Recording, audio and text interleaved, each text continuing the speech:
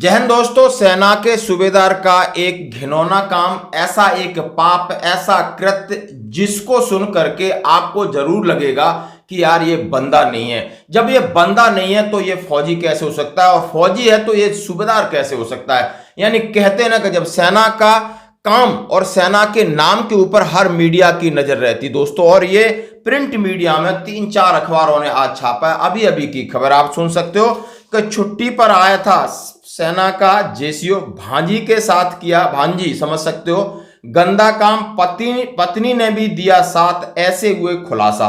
और आप सुन करके आपको लगेगा क्या ऐसा भी है। और यहां पर हम देखते हैं कि सेना समाज में हो या सैनिक हो या बॉर्डर पर हो, हमेशा ऐसा काम करती है, मीडिया कवरेज देती है, और सैनिकों का मान सम्मान, सेना का मान सम्मान इस देश के सिर के ऊपर रहता है। और जब कोई इस तरीके का कृत्य करता है तो उसके ऊपर निशाना साधा जाएगा, और ऐसे लोगों को बहुत बड़ा सबक मिलना जरूरी है दोस्तों। एक बार आप सुनोगे तो आपका हृदय ऐसे लगेगा कि क्या आजकल इंसानियत इतनी मरती जा रही है, क्या ये बेवड़ा था, क्या ये शराबी था, क्या मानसिक रोगी था। यदि ये सब कुछ था तो सेना का जेसीओ कैसे हो सकता है दोस्तों। हम बात करना चाहते हैं, एक पुलिस अधिकारी ने बताया कि पोस्टमार्टम की रिपोर्ट में पता चला है कि 11 साल की बच्ची के साथ यौन उत्पीड़न हुआ है, और जिसके बाद 2 दिन तक उसकी पूछताछ की गई और उन्हें गिरफ्तार कर लिया गया। यानी 11 साल की बच्ची के साथ यौन उत्पीड़न और उसका खात्मा।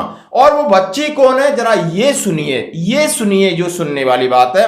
तमिलनाडु के मदुरई से एक शर्मनाक मामला सामने आया। यहां पुलिस ने एक सेना के जेसीओ, उसकी पत्नी को अपनी गोद ली हुई 11 साल की बेटी के यौन उत्पीड़न और मर्डर के आरोप में गिरफ्तार किया। एनडीटीवी रिपोर्ट के अनुसार सैन्य कर्मी की पत्नी रिश्ते में बच्ची की मौसी लगती थी, यानी जो जेसीओ उसकी साली की बेटी, यानी साली खत्म हो गई है तो उसकी बड़ी बहन ने सोचा कि ये बहुत छोटी थी और बचपन से गोद में थी, तब अपने साथ रखा, और गोद से जैसे ही खड़ी हुई 11 साल की हुई तो उसके साथ ये हुआ। तो आप समझ सकते हो कि ये क्या सुनने लायक है, क्या कहने लायक। आप समझ सकते हो कि एनडीटीवी रिपोर्ट के अनुसार सैन्य कर्मी की पत्नी के रिश्ते की मौसी लगती थी। वो अपनी बहन की मौत के बाद लड़की को अपने घर ले आई थी, क्योंकि बच्ची के पिता ने अपने पास नहीं रखा था। उस नवजात को जब उसकी मां खत्म हो गई तो उसके बाप ने रखने से मना कर दिया, तो उसकी बड़ी बहन यानी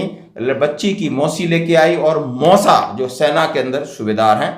पुलिस द्वारा दी गई जानकारी के अनुसार आरोपी सैन्यकर्मी सेना में सूबेदार है और इस समय जम्मू कश्मीर में भाई साहब तैनात हैं। 1 महीने की छुट्टी घर पे आए थे, इसी दौरान उसने घृणित गंदा पाप कांड किया।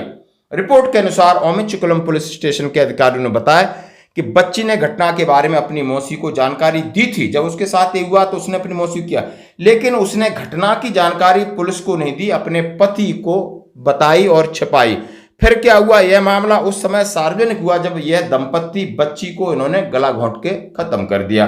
और इसकी जब बच्ची का पोस्टमार्टम हुआ तो यह पता चला कि इसके साथ यौन उत्पीड़न हुआ है। फिर उसकी पूछताछ हुई, काफी पुलिस ने दबाव डाला, तो ये भाई साहब के मुंह से अपने पाप निकल गए। एक पुलिस अधिकारी ने बताया कि पोस्टमार्टम की रिपोर्ट में पता चला है कि बच्ची के साथ यौन उत्पीड़न हुआ है, और जिसके बाद उन दोनों दंपत्ति यानी बच्ची की मौसा मौसी से पूछताछ की गई, जिसमें खुलासा हुआ।